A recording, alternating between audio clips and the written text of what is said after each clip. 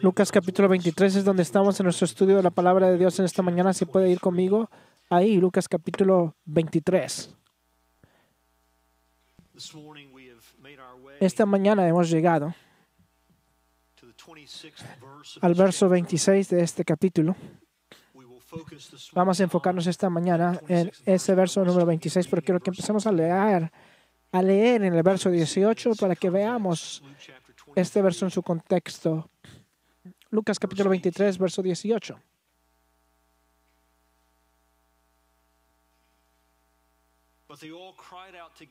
Pero todos ellos gritaron a una diciendo: fuera con este y suéltanos a Barrabás.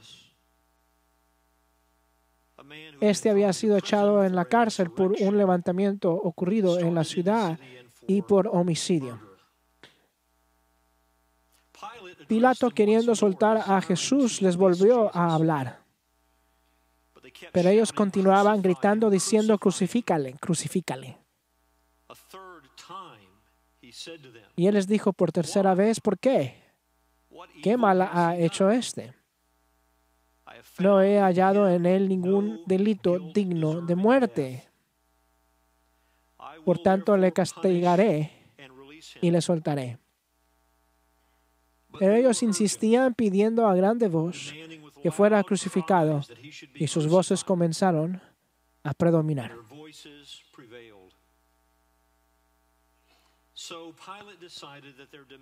Entonces Pilato decidió que se les considera su demanda y soltó al que ellos pedían, al que había sido echado en la cárcel por sedición y homicidio, pero a Jesús lo entregó a la voluntad de ellos. Cuando le llevaban, tomaron a un cierto Simón de Cirene, que venía del campo, y le pusieron la cruz encima para que la llevara detrás de Jesús.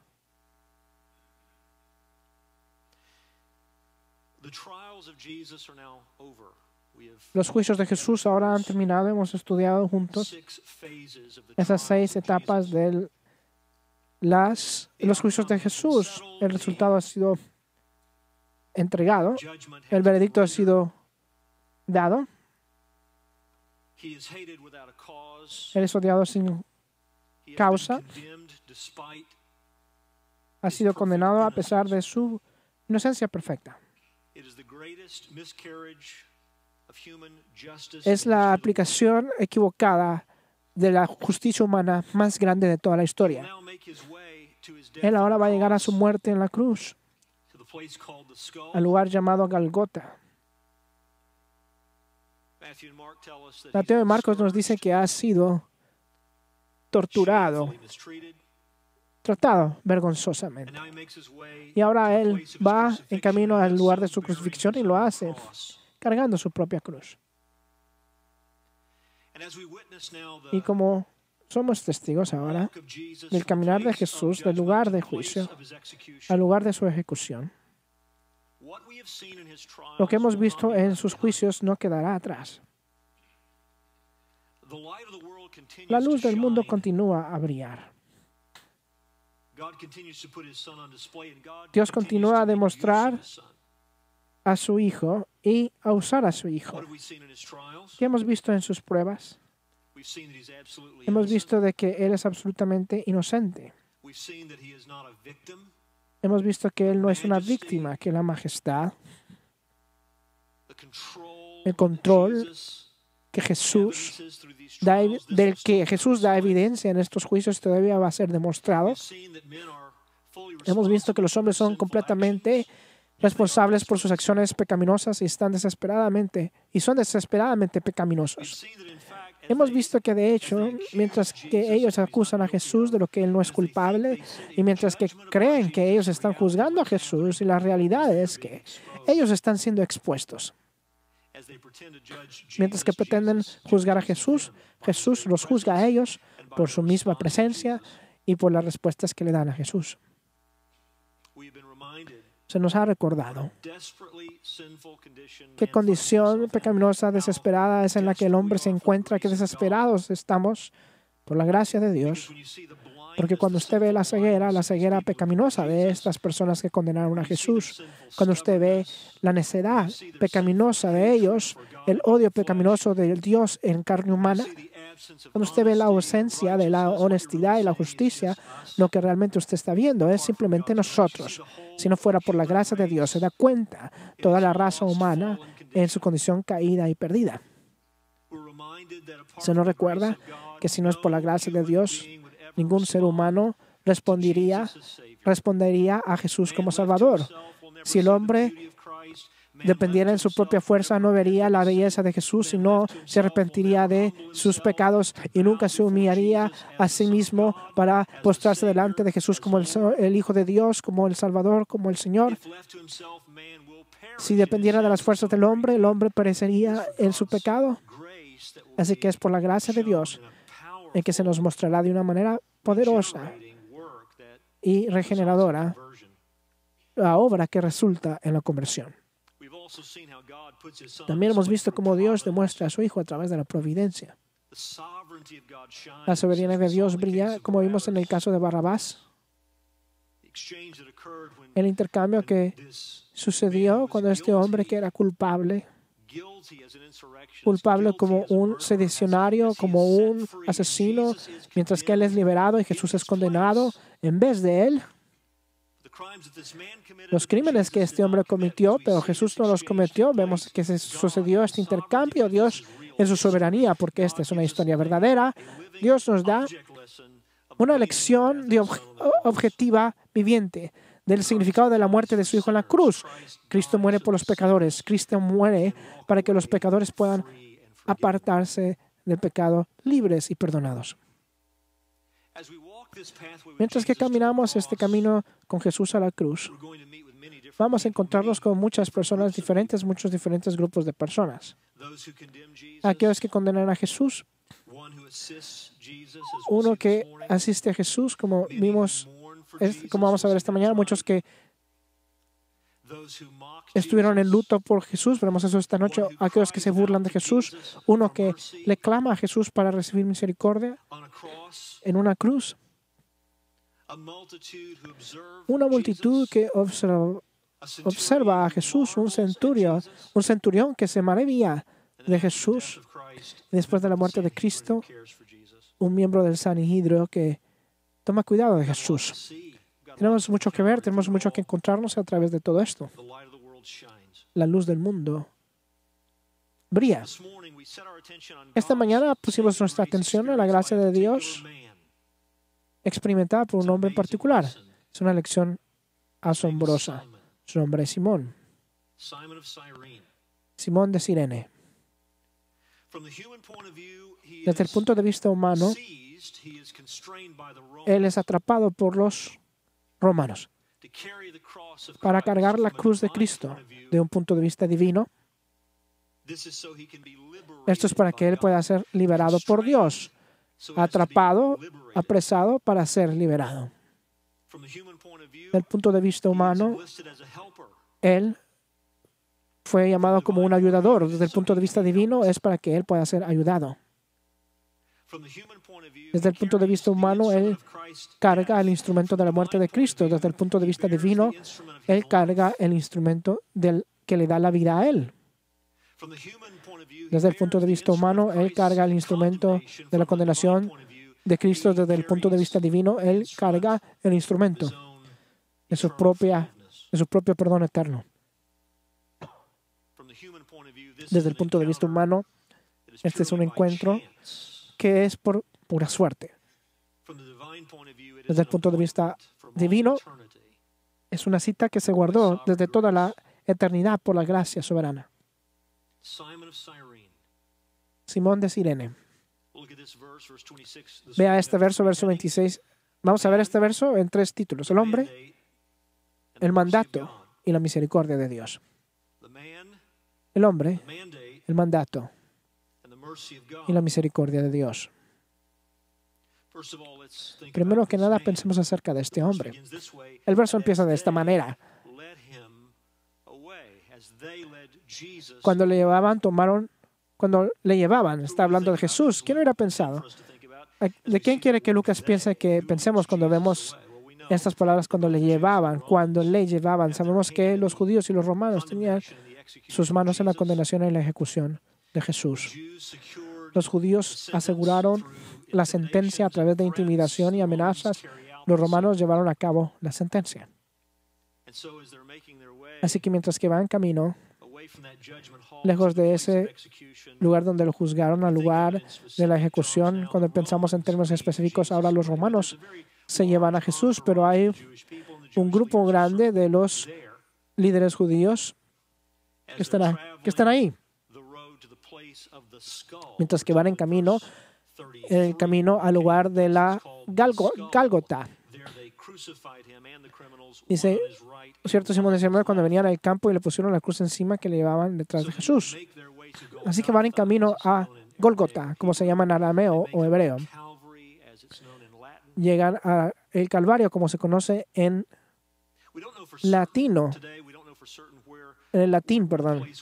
No sabemos seguramente en cuál fue el lugar donde Jesús fue crucificado. Hay un par de locaciones que se identifican como lugar, pero no podemos estar seguros. Lo que sabemos es que está fuera de las murallas de la ciudad, no muy lejos del lugar donde Jesús fue juzgado, a lo mejor cientos de yardas del lugar donde lo juzgaron.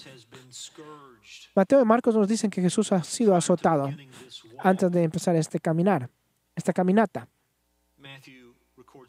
Mateo lo dice de esta manera. Entonces le soltó a Barrabás, pero Jesús, después de hacerlo azotar, le entregó para fue crucificado. Entonces los soldados del gobernador llevaron a Jesús al pretorio y reunieron alrededor de él a toda la cohorte romana. Y desnudándole le pusieron encima un manto escarlata y tejiendo una corona de espinas se la pusieron sobre su cabeza y una caña en su mano derecha. Y arrodillándose delante de él, le hacían burla, diciendo, «Salve, Rey de los judíos». Y escupiéndole, tomaban la caña y le golpeaban en la cabeza. Después de haberse burlado de él, le quitaron el manto, le pusieron sus ropas y le llevaron para crucificarle.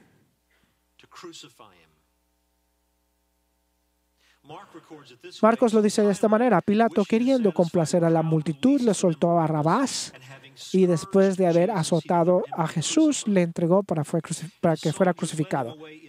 Entonces los soldados le llevaron dentro del palacio, es decir, el pretorio, y convocaron a toda la cohorte romana.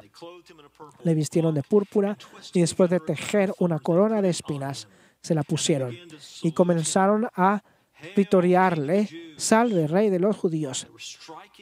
Le golpeaban la cabeza con una caña y le escupían y poniéndose de rodillas le hacían reverencias.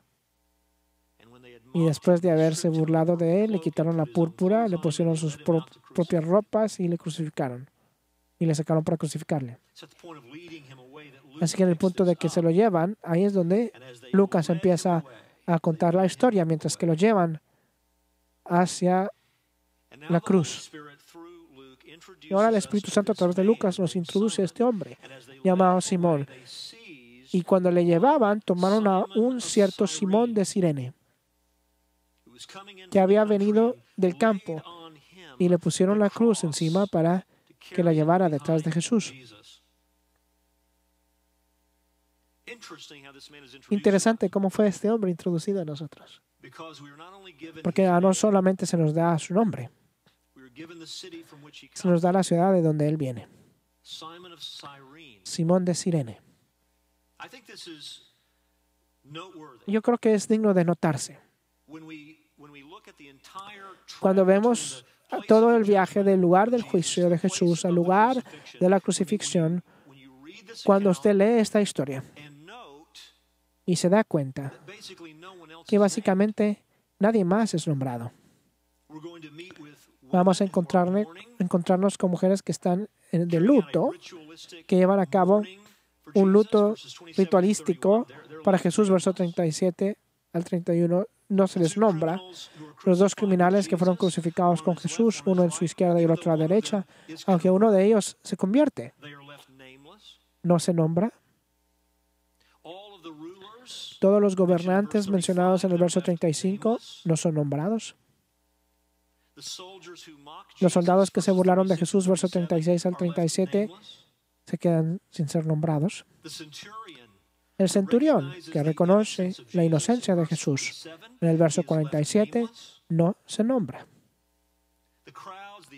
Las multitudes, los conocidos que fueron testigos de la muerte de Jesús, versos 48 y 49, no son nombrados. No les encontramos con un nombre hasta después de la crucifixión de Jesús y toman cuidado de su cuerpo y se nos introduce a José de Arimatea. Así que, entonces, ¿por qué se nombra a este hombre? Especialmente cuando usted considera que él no hace lo que hace voluntariamente. Si esto hubiera sido algún acto de compasión o de bondad o aún de un reconocimiento de Jesús como Mesías, alguien de la multitud que hubiera clamado, déjame cargar la cruz de él. A lo mejor pudiéramos entender por qué este hombre es nombrado, pero ese no es el caso, para nada. Este hombre fue arrestado por los romanos y forzado para hacer esto. Esto no fue un acto voluntario de parte de él. Así que, ¿por qué fue nombrado? Y como dije, no solamente se nos da el nombre, sino que la ciudad de donde él viene, Cirene, una ciudad localizada en la costa del norte de África. En el Nuevo Testamento, en la era del Nuevo Testamento, era la ciudad capital del distrito romano llamado Cirenaica, y de Josifa y otros aprendemos que había una comunidad grande de judíos que hablaban griego, que vivían ahí, así que probablemente este era un griego. Por eso es que explica por qué él venía del campo en este viernes en la mañana, porque era la Pascua. Él está ahí para la Pascua. Así que aquí hay un hombre que ha venido de afuera de la ciudad el viernes en la mañana temprano, un judío de Cirene. Su nombre era Simón, el hombre. La segunda cosa que yo quiero que se dé cuenta es del mandato. Cuando hablamos del mandato, no estoy refiriendo al hecho de que este hombre se le dio un mandato de parte de los romanos de cargar la cruz de Jesús. Él no escogió hacer esto, sino que él fue escogido para hacer esto. Jesús empieza cargando su propia cruz. La historia nos dice que esto es lo que los romanos requerían. Acerca de las víctimas de la crucifixión, ellos tenían que cargar su propia cruz al lugar de la ejecución. Plutarco, el historiador romano, escribió esto: cada criminal que va a la ejecución debe cargar su propia cruz en su espalda. Se acuerda que Jesús usó esta imagen cuando él enseñó lo que era el discipulado.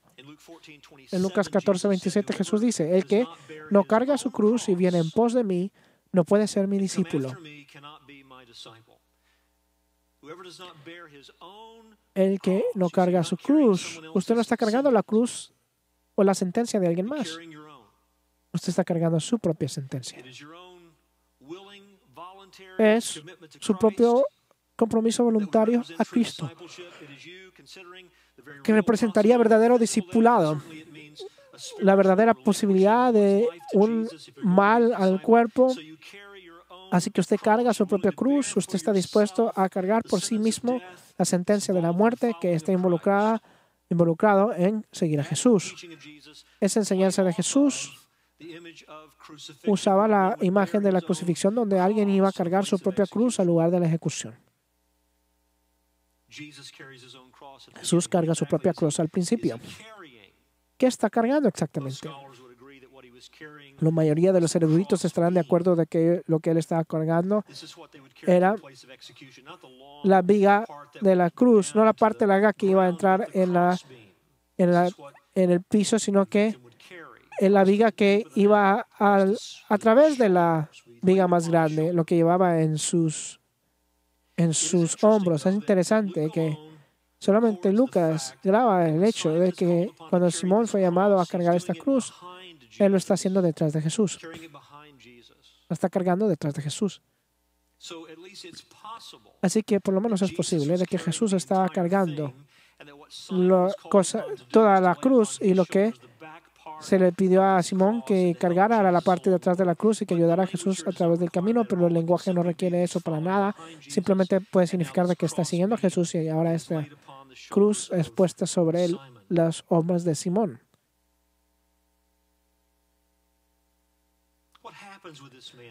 ¿Qué le sucede a este hombre Simón? Verso 36 dice que lo tomaron, se aferraron de él. Mateo y Marcos usan una palabra diferente, una más formal, que significa que fue llamado al servicio, fue obligado a este servicio por los soldados romanos. Los soldados romanos tenían esta autoridad y Jesús usó esto como una ilustración en Mateo 5:41. Y cualquiera que te obligue a ir una milla, ve con él 2. ¿Se acuerda de esa enseñanza? La palabra ahí que se usa para obligar a gorúo es la misma palabra que Mateo y Marcos usan para hablar acerca de lo que sucedió con Simón. Así que mientras que un soldado romano requería algo de alguien, así como un soldado romano le obligaba a cargar algo por una milla, usted debía llevarla 2. Así fue Simón forzado a cargar la cruz de Cristo. Es interesante que ninguno de los escritores del Evangelio nos dice por qué él fue forzado a hacer esto. Yo creo que es razonable asumir, yo creo que la mayoría de las personas asumen de que la razón por qué él fue forzado a hacer esto es que porque a lo mejor Cristo ya no era capaz de cargar la cruz en este punto. Acuérdese que él ha sido abusado literalmente toda la noche. Él no ha dormido, él fue arrestado en el jardín en medio, en la porción de la noche, y fue llevado a través de estos 6 fases de los juicios. Él ha sido golpeado en cada uno de esos puntos de las 6 fases y ahora, antes de llegar y salir del lugar del juicio, y luego fue azotado, y solamente la azotada pudiera haber matado a un hombre, así que a lo mejor es correcto entender de que él no es capaz físicamente de cargar esta cruz, cayendo bajo el peso de ella. También no es irrazonable pensar de que si él pudiera en este punto aún cargar la cruz, viendo cómo los soldados lo están tratando, cómo los soldados han estado reaccionando a él, la manera en que se han burlado de él, podía ser que él no era capaz de hacer esto al paso en que ellos querían que lo hiciera. A lo mejor él se está moviendo demasiado lento.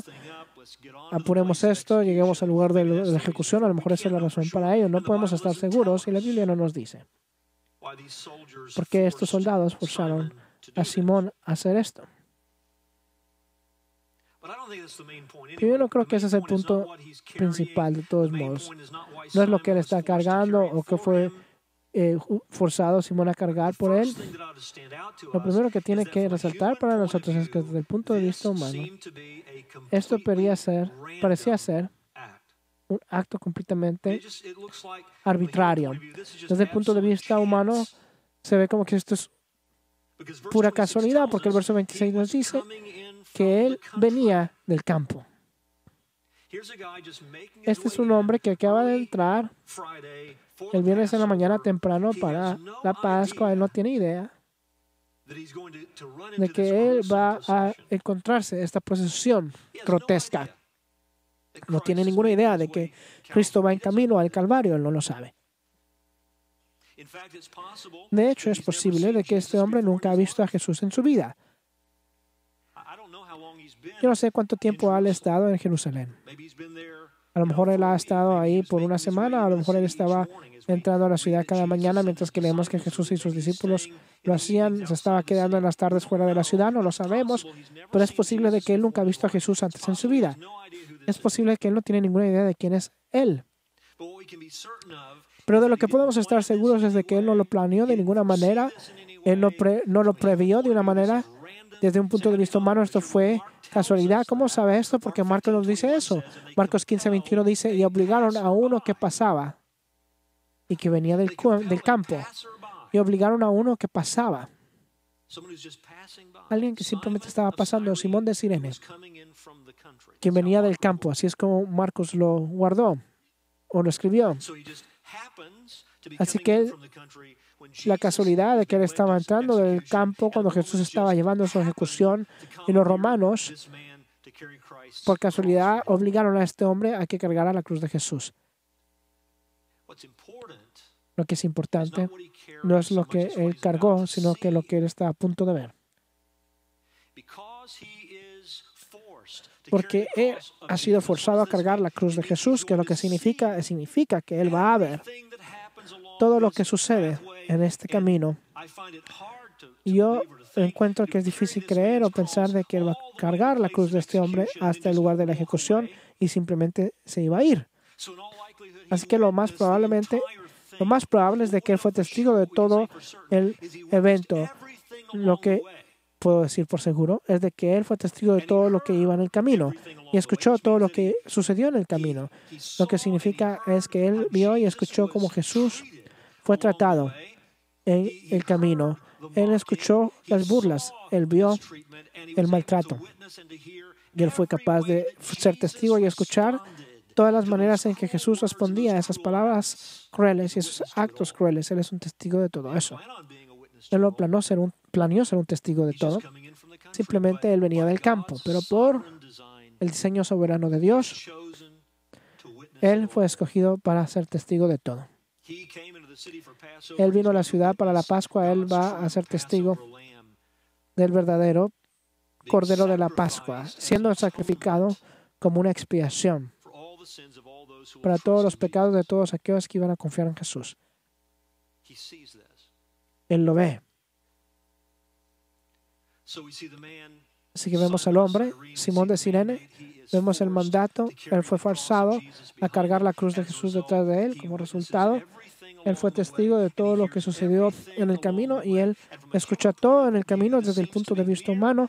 Esto parece ser una casualidad, un acto al azar, pero nosotros sabemos que nuestro Dios es soberano y este no es un acto al azar o arbitrario. Esto es por diseño. Lo que nos lleva al tercer pensamiento esta mañana, la misericordia de Dios. Lo que vemos aquí es una demostración de la gracia soberana. La misericordia soberana de Dios en Cristo Jesús para un pecador. Todas las historias sinópticas nombran a este hombre. Mateo, Marcos y Lucas. Todos lo nombran. ¿Por qué haría eso? Porque como ya resalté, usted viajaba en este camino al Calvario y nadie más es nombrado. ¿Por qué lo nombran a él? No solamente nos dan su nombre, sino que la ciudad de donde él es. ¿No es acaso razonable pensar de que usted le iba a nombrar? Porque él representa una historia significante en la historia de la iglesia. Este es un hombre que llegó, que le mostró esta misericordia, que él creía que era el Mesías, pero esa no es la historia aquí. A él le forzaron a hacerlo. ¿Por qué lo nombra entonces? A lo mejor porque su historia resaltaba entre los creyentes de la iglesia temprana, de la primera iglesia. De hecho, encontramos algo que apunta a la gracia de Dios a él en la historia de Marcos de esto. Porque en Marcos 15:21 escucha lo que él dice: y obligaron a uno que pasaba y que venía del campo, Simón de Cirene, el padre de Alejandro y Rufo, a que llevara la cruz de Jesús. ¿Escuchó eso? El padre de Alejandro y Rufo. Ahora no solamente se nos da su nombre o su ciudad, se nos da información acerca de su familia, los nombres de sus hijos. Déjeme hacerle una pregunta. Si yo le estoy diciendo a usted una historia hoy, yo le digo el nombre de alguien. Bill, y sus hijos son John y Jimmy. ¿Sí? ¿Qué asumo mientras que yo le estoy contando esa historia? A menos de que sea malo para contar historias. ¿Qué estoy asumiendo? Que no solamente usted sabe quién es Bill, sino que usted sabe quiénes son sus hijos. Usted conoce a sus hijos. Usted los conoce. Parece que mientras que Marcos da su historia, él asume de que sus primeros lectores, los lectores de esta historia del Evangelio, que ellos iban a saber de quién él estaba hablando cuando él está hablando de Alejandro y Rufus. De hecho, ellos saben cuando él habla acerca de Simón de Cirene. Usted no dice el padre de Alejandro y Rufus, a menos de que usted crea de que los lectores saben quiénes son Alejandro y Rufus. Ken Hughes tenía esto que decir: Simón de Cirene se volvió un cristiano y siguió a Cristo. Los tres evangelios sinópticos dan la impresión de que Simón era ambas cosas: desconocido y forzado a cargar la cruz. Sin embargo, el Evangelio de Marcos nombra a los hijos de Simón, Alejandro y Rufus. Marcos no hubiera nombrado así a los hijos de Simón, sino fuera porque él conoció a Simón después. ¿Y por qué hubiera llegado a conocer a Simón a menos de que Simón se hubiera vuelto un seguidor de Cristo? Yo estoy de acuerdo con ese asesoramiento. Déjeme darle otro punto. Mientras que conectamos los puntos, empezamos a ver que esta imagen emerge. Haríamos bien recordar esta mañana que la historia de Marcos, el testimonio universal de la iglesia antigua, que la historia de Marcos fue construida a través del testimonio ocular de Pedro, y Marcos escribió esta historia del Evangelio. En Roma, los primeros lectores del Evangelio de Marcos hubieran sido creyentes romanos. Aquí, si él toma la historia del testimonio ocular de Pedro, él escribe esto de la ciudad de Roma, más o menos en el mismo tiempo en que el libro de Romanos está siendo escrito. Los primeros lectores del Evangelio de Marcos hubieran sido creyentes romanos. Papios menciona esto citando a Eusebius. Justin Martyr aceptaba esto, Araneas aceptaba esto, Totonian aceptaba esto. La tradición universal, hay evidencias en ambos, dentro del Evangelio y fuera del Evangelio, de que esto es cierto. Y usted dice, ¿qué tiene que ver eso con Simón y su familia y Rufo y Alejandro cuando usted llega al final del libro de Romanos? Pablo escribe el libro de Romanos en el mismo tiempo donde se escribe el libro de Marcos. Al final de Romanos, en Romanos 16:13, saluda a Rufo, escogido en el Señor, también a su madre y mía.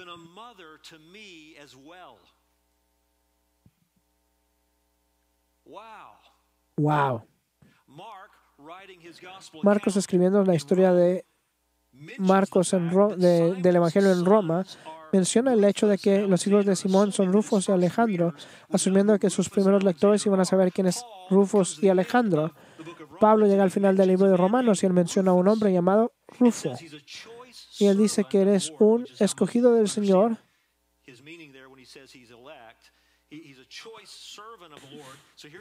Así que este es un hombre llamado Rufo. Sí, ciertamente es el hijo de Simón.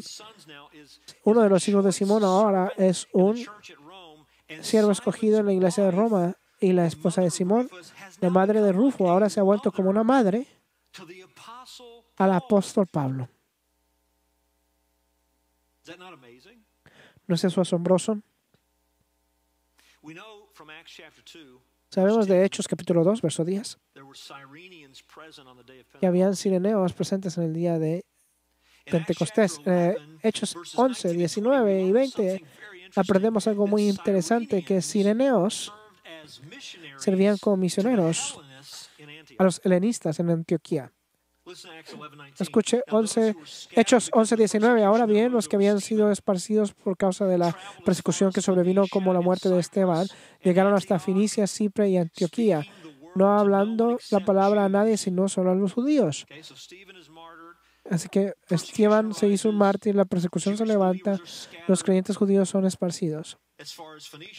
Tan lejos como Fenicia, Chipre y Antioquía, y primordialmente están sirviendo como misioneros a los judíos. Siguiente declaración, pero habían algunos de ellos, hombres de Chipre y Cirene, los cuales al llegar a Antioquía hablaban también a los griegos, predicando al Señor Jesús. Así que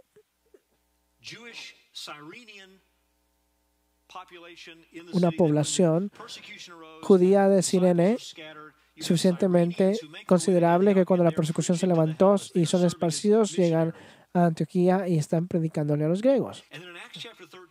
En Hechos capítulo 13 aprendemos acerca de un maestro cireneo en la iglesia de Antioquía. Hechos 13, verso 1, en la iglesia que estaba en Antioquía habían profetas y maestros, Bernabé, Simón, llamado Niger, Lucio de Cirene, Manea, que se había criado con Herodes el tetrarca, y Saulo. Así que conocemos del testimonio de Cireneo a Antioquía y la presencia de discípulos de Cirene en Antioquía. ¿Por qué es esto significativo? Siguiente verso. Mientras ministraban al Señor y ayunaban, el Espíritu Santo dijo: apártame a Bernabé y a Saulo para la obra a la que los he llamado. Es la iglesia en Antioquía que envía a Bernabé y a Saulo en ese viaje misionero. Esta es la iglesia que envía para el apóstol Pablo. Regresamos al libro de Romanos. Y si este Rufo ciertamente es el hijo de Simón, si la madre de Rufo ciertamente es la esposa de Simón, entonces usted tiene esta familia de Cirenea que tiene una influencia tan grande en Pablo de que Rufos, la madre de Rufos, es como una madre para él. Nunca lo sabremos ciertamente a qué grado la vida de Simón se intersectaba con toda esta influencia cristiana amarrada a Cirene, pero lo que parece ser claro para mi mente es de que él se volvió un creyente y que sus hijos eran creyentes, porque yo no creo que es ningún accidente que Marcos menciona el nombre de sus hijos. Y luego en el libro de Romanos encontramos el nombre de uno que fue nombrado como su hijo, no mencionado como el hijo de Simón. No creo que es un accidente, lo que significa que su familia es conocida del apóstol Pablo y su esposa es como una madre para Pablo. Y estamos en lo correcto si todo esto está conectado. Entonces usted tiene a este hombre que era alguien que estaba de pasada, que venía del campo, y el Dios todo soberano le fuerza a crecer la cruz de su hijo, no últimamente para el bien de su hijo, sino que para el bien de este hombre. Ken Hughes continuó diciendo que lo que tenemos aquí es una sorpresa enorme de gracia soberana. Durante uno de los momentos más difíciles de la vida de Cristo, Simón el Cireneo encontró la persecución grotesca y fue forzado a colgar la cruz y vio cada movimiento y cada palabra de Jesús que estaba tropezándose delante de él y observó la ejecución. Y en un tiempo durante ese día, en los días siguientes, él creyó en Jesucristo. Gracia asombrosa. Gracia asombrosa. Así que aquí está un hombre que se tropezó sobre un hombre que estaba tropezando bajo el peso de una cruz. Y poco sabía él de que él iba a ayudar a este hombre a cargar la cruz para que el peso de su propio pecado fuera quitado para siempre. Aquí hay un hombre que, por casualidad, piensa acerca de esto desde el punto de vista de la historia. Piense de que si de alguna manera usted puede transportarse a usted mismo de regreso, que un hombre que por casualidad fue a encontrarse con su Salvador en el camino a pagar por los pecados de él, de Simón. Y luego el plan soberano de Dios lo iba a atrapar. A su familia, a él, con el misionero más grande de la historia de la iglesia. Y su esposa iba a servir como una madre para el gran apóstol Pablo, y su hijo iba a ser un siervo escogido en la iglesia de Roma. Es una imagen horrible. Jesús en camino a la cruz, pero la belleza de Dios y su hijo brilla. La luz del mundo brilla. Esa es su historia. La historia de Simón también es nuestra historia. ¿No es cierto? Lo que estoy diciendo es esto. ¿Cómo tropezó usted en Jesús? ¿Cómo se tropezó usted? Si usted es un creyente aquí esta mañana y usted refleja en su propia historia, ¿usted ve la soberanía de Dios? ¿Usted ve la providencia de Dios? ¿Usted ve cómo Él le conectó a usted con su Hijo? De maneras que usted no estaba buscando, de maneras que usted nunca pidió. ¿Puede usted ver que su historia es el reflejo de un plan eterno? Que Dios en su plan eterno le trajo a una conexión con su Hijo en tiempo y que esto expresa un amor divino por usted. ¿Usted ve eso?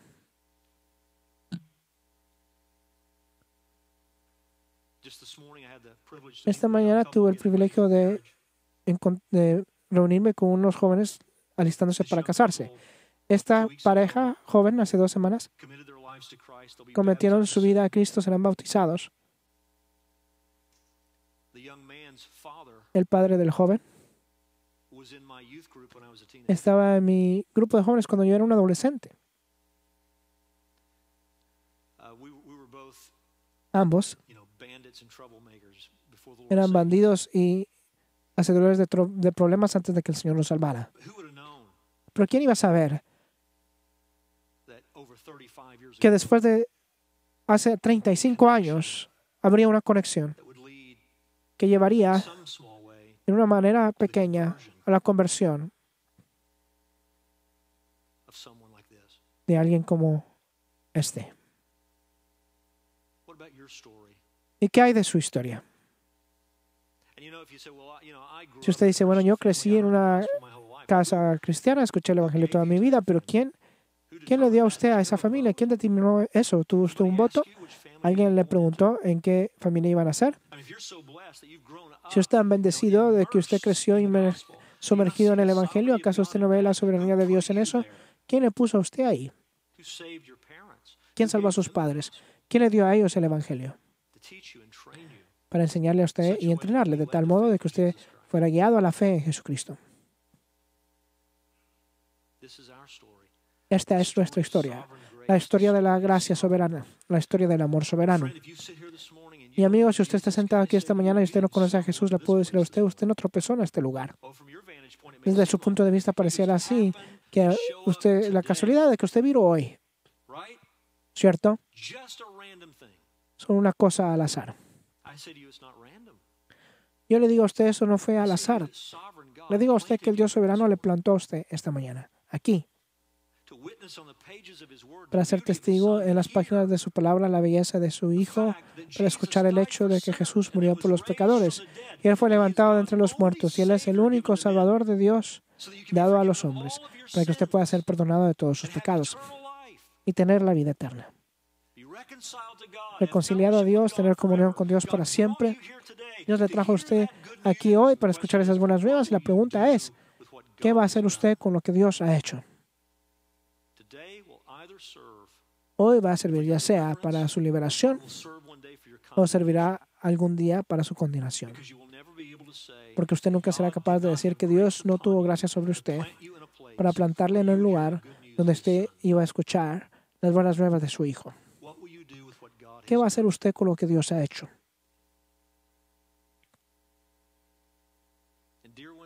Y amados, ¿no debiéramos de hacer nosotros mucho de este amor soberano? ¿No sería una tragedia y un gran insulto el verlo una vez más, el amor soberano de Dios siendo demostrado, y irnos de aquí bostezando? ¿Qué es lo que esto llama o reclama del pueblo de Dios? Reclama adoración, amor y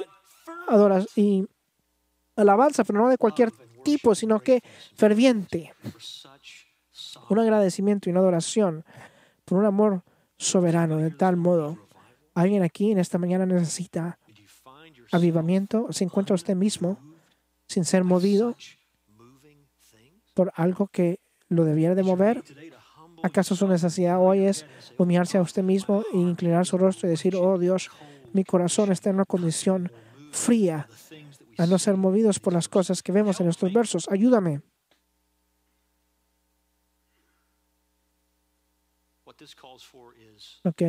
A lo que esto nos llama es a entregar la vida, a entregar el alma, a entregarlo todo. Oremos. Nuestro Padre en el cielo, te adoramos y te damos gracias. Nos gloriamos en nuestro Salvador. Nos gloriamos y descansamos en tu amor soberano por nosotros, que no es explicable sino es por la gracia y la misericordia. Tú no nos has amado porque nosotros éramos dignos de ser amados. No nos has amado porque nuestras vidas se merecen tu amor o atraen tu amor. Nos has amado porque has escogido amarnos. De hecho, si nos hubieras dado lo que merecemos, hubiéramos perecido. Pero has tenido misericordia sobre nosotros. Te damos adoración. Y oro por cualquier persona en este auditorio que aún no ha conocido a tu Hijo en una fe salvadora. Oh Dios, que ellos puedan arrepentirse hoy de sus pecados y se aferren de tu Hijo para recibir la vida. Para el que está frío, perdido, para el que necesita avivamiento, Señor, que estas palabras se pongan sobre ellos y obres en sus vidas de tal modo que no puedan apartarse de lo que han escuchado esta mañana de la misma manera. Siendo los mismos, déjanos arrepentirnos de todo letargo espiritual y déjanos darnos cuenta para lo que estas cosas requieren cada onza de nuestra devoción. Obra en nuestros corazones y nuestras vidas, lo pedimos en el nombre de Jesús. Amén. Pongámonos de pie juntos.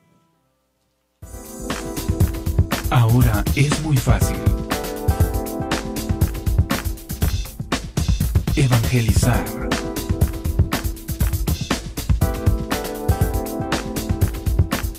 Comparte esta prédica en Facebook, Twitter, Google Plus y Pinterest.